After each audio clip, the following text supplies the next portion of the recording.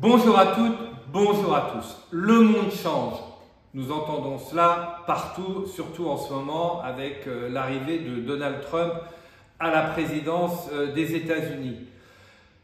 La vie des entreprises n'est pas un long fleuve tranquille, nous entendons cela également. Les entreprises, dans un monde qui change, sont obligées de s'ajuster à des nouvelles formes de concurrence, la mise en œuvre de nouvelles technologies, des nouveaux processus. Les entreprises sont obligées de s'ajuster également aux nouveaux comportements des consommateurs, des clients, mais aussi de leurs ressources, les salariés ou les personnes qu'elles emploient à travers la sous-traitance. Donc on voit que le monde change et que les entreprises ont une obligation de changer. Et parfois, changer de CFO, recruter un CFO, fait partie des ajustements nécessaires pour les entreprises pour s'adapter au monde qui change. Changer de CFO, recruter un nouveau CFO, c'est toujours un enjeu, il y a une prise de risque. Et nous, chez Objectif Cash, nous avons développé pour nos clients et aussi pour notre réseau des outils qui permettent d'aider les entreprises à faire les bons choix au moment des recrutements de CFO. Alors, ces outils, ils sont en accès libre, puisque nous organisons des réunions régulièrement chez Objectif Cash sur ces thèmes. L'objectif, c'est de poser les questions au CFO dont les réponses ne sont pas dans le CV, donc d'en savoir plus sur le CFO, pas uniquement à travers son parcours, mais à travers sa personnalité, ses aspirations, ses priorités, ses choix de vie ou ses choix de comportement.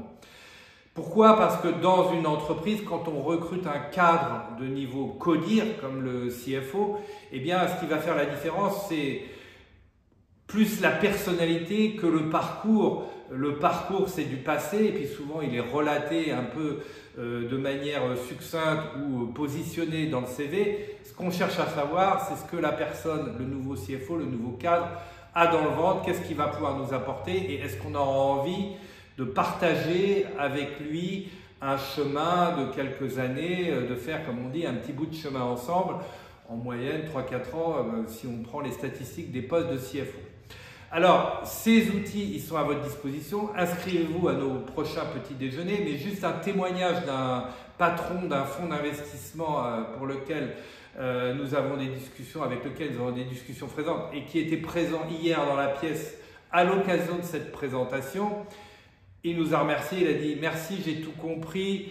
Maintenant, quand je recruterai un CFO, je regarderai le CV une bonne fois pour toutes, mais je le mettrai à part et ensuite, je poserai des questions pour savoir comment le CFO se comporte et pas uniquement ce qu'il a dans son CV. » Voilà, et donc c'est vraiment l'objet de notre petit déjeuner sur la thématique de comment recruter un CFO, comment faire les bons choix et pour l'entreprise et pour le candidat, parce que la prise de risque, elle n'est pas que au niveau de l'entreprise, elle est aussi au niveau du candidat. Alors le sujet, c'est pas de apprendre par cœur des questions, apprendre par cœur des réponses. Le sujet, c'est vraiment de comprendre la profondeur de ces questions, d'y répondre avec sincérité, de pouvoir assumer les réponses dans la durée, assumer dans un poste de CFO des responsabilités nouvelles et pas uniquement des responsabilités qu'on a déjà exercées dans son parcours.